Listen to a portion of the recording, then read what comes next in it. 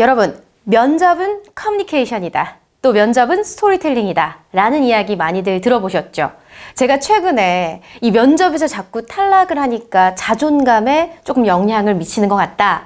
나 좀 힘들다. 제가 능력이 좀 부족해서인가요? 이런 이야기들 많이 하십니다. 아마 여러분도 취업이 어렵다라는 것, 또 면접에서 내가 떨어지는 것이 뭔가 문제가 있지 않나? 라고 생각하실 텐데요. 오늘은 이 면접에서의 스토리텔링을 어떻게 준비해야 하는지 여러분들께 짧게 팁으로 전해드리도록 하겠습니다.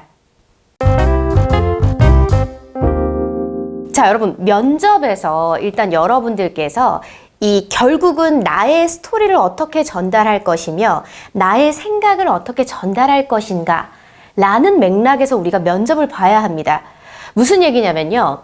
면접에서는 모범 답안이 있거나 여러분들의 생각이 아니라 잘 정리된 생각들을 가지고 이야기하려고 하시면 거기서부터 문제가 생길 수 있어요. 그렇다면 결국은 면접에서 여러분들의 진짜 의견을 잘 전달하기도 어려울 뿐더러 듣는 사람 입장에서도 저 친구 준비한 게 아닌가? 저 친구 면접 컨설팅 받고 이야기하는 게 아닌가? 저 친구랑 저 친구 같은 학원 아닌가? 이런 생각을 하실 수 있습니다. 면접관 입장에서는요. 자, 그래서 여러분에게 면접에서 스토리텔링을 잘 하기 위해서는 어떤 맥락으로 우리가 준비를 해야 하느냐라는 부분에 대해서 말씀드리겠습니다. 첫 번째, 제일 많이 하는 것들, 또 준비를 해야 되는 게 바로 자기소개이겠죠. 여러분, 자기소개는 예전에는 특별한 어떠한 캐치프레이즈를 가지고 나를 피력하는 한 줄 정도를 제일 서두에 두기도 했습니다. 그것도 좋은 방법이에요. 그런데 일단은 자기소개는 누군가 여러분에게 흥미를 가지게끔 만드는 게 필요합니다. 그러려면 여러분, 자기소개를 나의 경력과 이력을 중심으로 나열하지 마세요. 이미 자소서에 이력서에 기재되어 있는 것들을 다시 한번 이야기하는 과정이 자기소개가 아닙니다. 그렇다면 자기소개는 무엇이냐? 결국은 나의 스토리를 전달해야 하는데요. 그게 어떤 부분이냐면 여러분의 이야기 중에서도 성과, 즉 내가 어떠한 일에서 성공 경험들 또는 내가 그 전 직장에서 잘 수행한 것들을 언제, 어디서, 누가, 어떻게, 무엇을, 왜 구체적으로 이야기를 해주시면 됩니다. 사실 이 작업이 제가 말로만 했을 땐 여러분들 굉장히 어렵다라고 생각을 하실 수 있어요. 나의 스토리를 어떻게 구성하느냐, 이러한 맥락들을 여러분들께서 조금 어렵다면 전문가의 도움을 받는 거거든요. 결코 면접 컨설팅이나 취업에 대한 부분들은 여러분이 그냥 무턱대고 내가 학원을 찾거나 컨설팅을 받는 것이 아니라 여러분들의 생각을 바탕으로 스토리텔링을 잘 구성해 줄 수 있는 전문가가 있을 때, 전문가를 필요로 할 때 그때 여러분이 도움을 요청하는 겁니다. 그런데 가장 기본은 여러분, 내가 일단 자기소개, 1분 자기소개는 40초에서 50초 정도 준비하시면 되고요. 그 안에 내가 가지고 있는 이력 중에서 이 면접관들이 이 회사에서 흥미를 돋게끔 이야기를 들을 만한 것을 사건을 가지고 이야기를 해주세요. 그럼 아마 훨씬 더 고개를 숙이고 있다가 문득 여러분들을 바라보는 그러한 면접관의 모습을 볼 수 있을 겁니다. 자, 그런데 여기서 1분 자기소개가 면접에 당락을 미치느냐?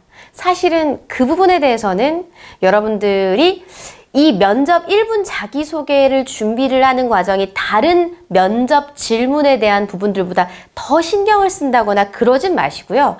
여러분이 그냥 호감을 불러일으킬 수 있는 인사라고 생각하시면 더 좋을 것 같아요. 그래서 면접에서의 자기소개는 면접의 당락에 크게 영향을 미치지 않을 수 있지만 여러분들을 소개하는 가장 첫 번째 호기심을 불러일으킬 수 있는 인사로 만들어라 라는 부분입니다.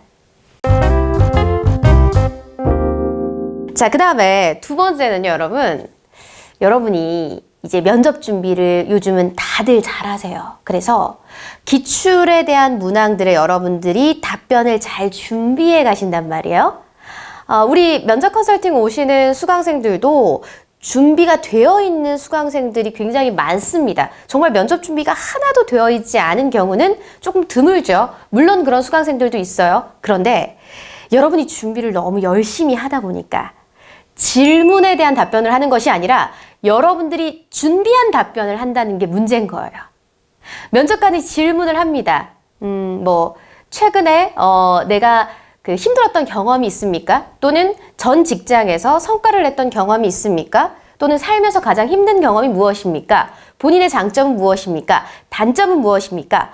이 질문들을 하게 되면 내가 이 합격해야 한다라는 너무 굳은 생각 때문에 여러분들의 장점 모든 것들이 여러분들을 피력할 수 있는 포인트로 이야기를 해버려요. 그러면 물어보는 질문에 정확한 답이 아니기 때문에 이 사람과의 대화를 더 이상 하고 싶어 하지 않습니다. 그러면 물어보는 순간 본인이 하고 싶은 이야기를 한다. 이 맥락에서 벗어났다. 그러면 면접관은 다시 밑을 보면서 이렇게 적거나 또는 이 사람의 이야기를 듣지 않죠. 내 이야기가 이 사람에게 전달이 안 되는구나 라고 느끼는 것입니다. 그래서 무조건 물어보는 질문에 명확한 실체가 있는 답변부터 하시기 바랍니다. 자, 그 다음에 세 번째는요. 여러분 질문 있으세요? 마지막에 이런 질문을 하게 되겠죠?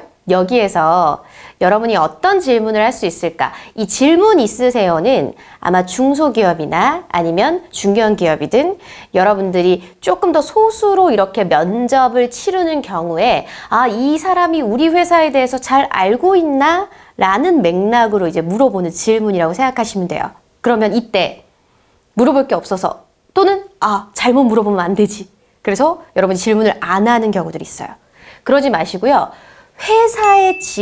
회사가 추구하고 있는 프로젝트 또는 회사의 정보를 바탕으로 궁금증을 물어보시면 좋을 것 같습니다. 예를 들어서 How to Speech에서 이제 면접을 봐요. 그러면 혹시 질문 있으세요? 강사님? 이렇게 물어봤을 때 현재 How to Speech가 면접 컨설팅에 좀 주력하고 있는데 이렇게 주력하게 되는 계기나 이러한 것들을 어떻게 준비하게 되셨는지요? 이렇게 물어본다면 제가 이 친구가 내가 면접에 주력하고 있다는 걸 알고 있네? 우리 회사에 대한 정보를 잘 알고 있네? 라고 느끼겠죠? 그러면 어떨까요? 이 면접자와의 이야기를 더 이어서 하고 싶고 또 이 사람의 능력치가 더 궁금하게 될 겁니다. 그래서 질문 있으세요? 라는 이야기에는 여러분 잘 못해서 없다라고 얘기하지 마시고요. 회사의 정보를 반드시 알아가고 기특한 질문을 해주시면 좋을 것 같습니다. 제가 이제 면접에 대한 부분들을 쭉 진행을 하다 보면 선생님 면접에서 합격하려면 어떻게 해야 할까요? 이런 질문을 받습니다. 저는요, 면접에 합격하기 위해서는 면접에서 제일 중요하게 우리가 보여줘야 되는 부분은 호감인 것 같아요.